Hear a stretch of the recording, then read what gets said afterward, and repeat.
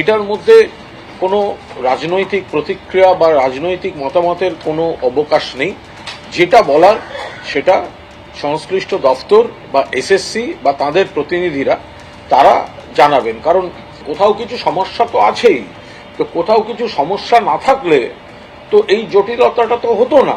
তো এই যে একটা সমস্যা আছে, কোথাও কিছু সমস্যা আছে, সেটা তো সবাই জানে। কিন্তু এসএসসি সেই জায়গাটা থেকে দাঁড়িয়ে এখন মাননীয় মুখ্যমন্ত্রীর নির্দেশে শিক্ষামন্ত্রী ব্রাত্য বসুর হস্তক্ষেপে যে ধরনের ভুলভ্রান্তিগুলির অভিযোগ আসছিল তার থেকে বেরিয়ে বিষয়টাকে একটা স্বচ্ছভাবে আনার প্রক্রিয়াটা চলছে। তার মধ্যে এরকম কয়েকটি মামলা রয়েছে।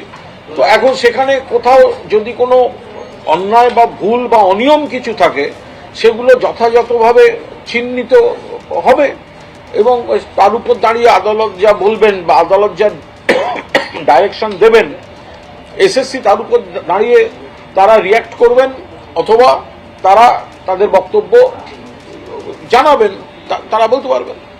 সরকার যেখানে নিজেরাই চাকরি বিক্রি করে, সরকার যেখানে অসৎ কাজ করে এবং অসৎ লোকদের শরণ দেয়, সেখানে আদালতই শেষ ভরসা। অতএব চাকরি বিক্রির সমাধান সরকারের যে কাজ, তার ব্যাপারে সুপ্রিম কোর্ট কড়া পদক্ষেপ নিক এবং যারা পয়সার বিনিময়ে অযোগ্য লোকেরা চাকরি পেয়েছে তাদের বাতিল করা হোক এবং যারা এই চাকরি বেচেছে তাদের বিরুদ্ধে কঠোর শাস্তিমূলক ব্যবস্থা নেওয়া হোক। এটাই সারা বাংলার মানুষের আকাঙ্ক্ষা। সুপ্রিম কোর্ট কি পদক্ষেপ নেয় এটাই দেখার অপেক্ষায় আমরা আছি। মূলত প্রধান বিচারপতি যেটা বলেছেন যে এই যে ডালমে কুচ কালা না পুরো ডালি কালা, তো সেটাও জানতে চেয়েছেন। যাই হোক, তো প্রধান বিচারপতির বেঞ্চে আজকে পুরো শুনানি সম্পূর্ণ হয়নি। আমাদের কলার টার্ন পরের দিন। সুপার নিউমেরিক পোস্ট যেটা ক্রিয়েট করা হয়েছে সেটা after expiry of the panel.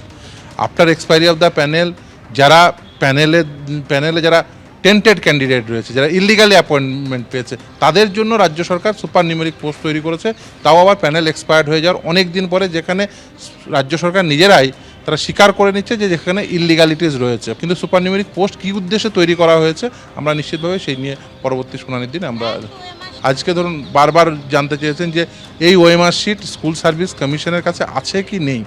School service commission যদিও বলেছেন যে তাদের কাছে কোনো ওএমআর শিট নেই, তখন আমরা যে আরটিআই অ্যাপ্লিকেশন করেছিলাম সেই আরটিআই রেসপন্সে তারা যে স্কুল সার্ভিস কমিশন যে আরটিআই অ্যান্সার যে দিয়েছে যে ওএমআর শিটগুলো তাদের নিজস্ব ডাটা থেকেই তারা দিয়েছে বলে তারা নিজেরাই উল্লেখ করেছে। মহামান্য বিচারপতি সেগুলো তাদের কাছ থেকে জানতে চান যে তাহলে এই যে আরটিআই রিপ্লাইয়ে আপনারা যে অ্যাপ্লিকেশন করলো তার রিপ্লাইয়ে যে ওএমআর শিট দিলেন, সেই ওএমআর শিটটি কোথা থেকে এসেছে। অর্থাৎ বিতর্কের কেন্দ্রবিন্দুতে সমস্ত কিছুতেই এই উত্তরপত্র ওএমআর শিট, সেই ওএমআর শিটে কি রয়েছে জানিয়ে হয়তো এটা করা সম্ভব হবে যে কারা বৈধ কারা অবৈধ, নাকি 26,000 চাকরি প্রার্থী তাদের এই পুরো প্যানেলটাই বাতিল হয়ে যাবে, কলকাতা হাইকোর্টের রায় বহাল থাকবে। অবশ্যই সেদিকে আমাদের নজর থাকবে পরবর্তী শুনানির দিন। কিন্তু এই নিয়ে রাজনৈতিক তরজা একেবারে তুঙ্গে। দেখুন বিজেপি কি বলেছে, পাল্টা তৃণমূলেরই বাকি বক্তব্য।